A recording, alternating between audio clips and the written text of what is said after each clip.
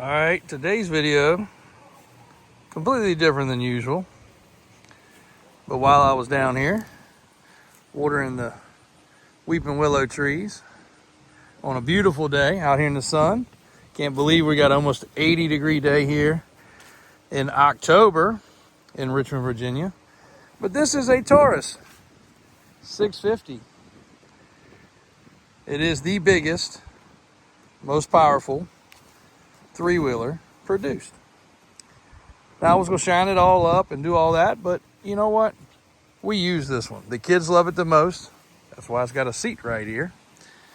Mounted on some wood, mounted to the original rack. And this bike is completely original. Today when I put it away, I do think I'm gonna treat the plastic a little bit because it's starting to get a little brittle. I do have a little crack starting right there. And obviously you're not gonna pick up the phone or get on the internet and find this stuff again, ever. There was only a little over 300 of these ever produced. Now, what is so cool about it? What's so different? Everything. High-low reverse, centrifugal style power. There's their VIN number right there.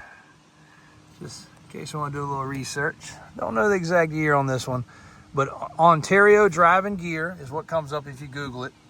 So what also makes it rare, not only were there only a little over 300 produced, they were produced in Canada. So how many have made it to the States? I was told 5. I don't know that for sure. 656cc Briggs & Stratton power. Don't know what kind of tires they came with, but I know those have been replaced. I have a matching one for the front, but that one holds air, it's fine, so I've never taken it apart. Also, you'll notice some gun cases up front here.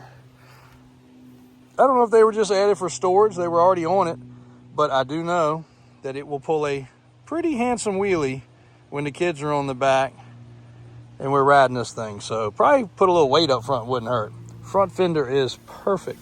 Now, this different style plastic on this than a regular three-wheeler or four-wheeler. It's kind of texturized. It's definitely a little bit different. 42 original hours. 4 of those we have put on it ourselves. I tell you guys, we use these things regularly. Riding around the property.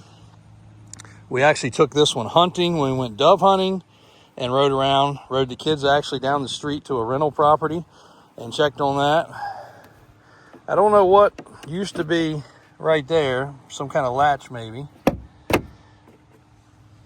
But you got your safety instructions, key, it is electric start.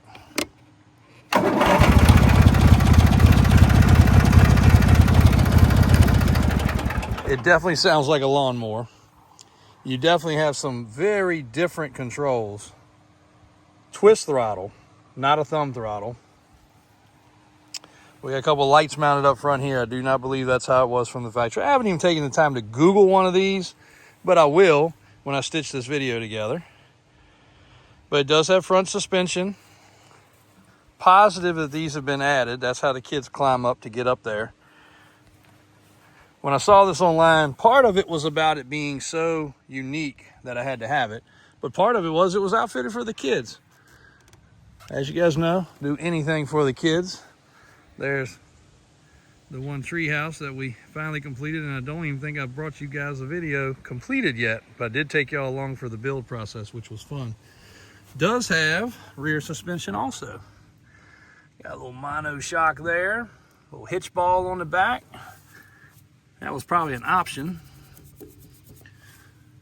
1,000 pounds, and it will pull it, I can assure you of that. This thing is a horse, 656cc. That is almost double the 350, which would have been Honda's biggest 4-stroke. Then the 250R would have been the 2-stroke.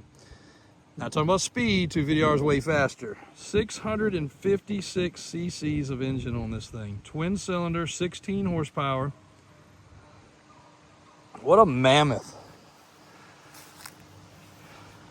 Don't even know where the battery is. I've yet to need it, thankfully. But you do have some cool tie downs right here. Matter of fact, if this thing ever gets stuck, we'll have to use those and lift it up with a helicopter, because you're not getting this thing out. It is heavy. It is the weight of a small car. It is crazy how heavy it is. But the kids love it. The kids absolutely go crazy about it. This summer we might try to float it. We're definitely gonna have some fun. Haven't even told you guys yet about that lower pond down there and some of the fun we're gonna have, but that pond has a cool ramp to this pond. I'll just leave it at that. Be bringing you guys some content on that. We'll be real soon down there showing you guys the renovation progress on that particular property, probably within the next 30 to 60 days. So we'll bring you along because it's right here at home, so it's easy to do so. Got a big fuel tank in the back, Argo ATV. So this one was sold at Deutschner Sports, Route 4, New London, WI. Big old tank. You can see she's dirty. That was from hunting. Hadn't really got it muddy around here, but it's probably a 4 gallon, 3 gallon, maybe 4 gallon fuel tank on the back. And this is a good story. The guy was very straight up that sold it to me.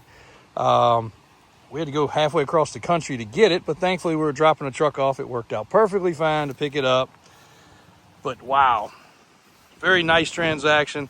I don't think I've even followed up with him, which I need to do. I usually try to do that with all the people I get these oddities from, because this guy could have sold it to anybody he knew once he researched, followed the channel. My transporter usually is the one that fills people in. I don't try to blow people up over that.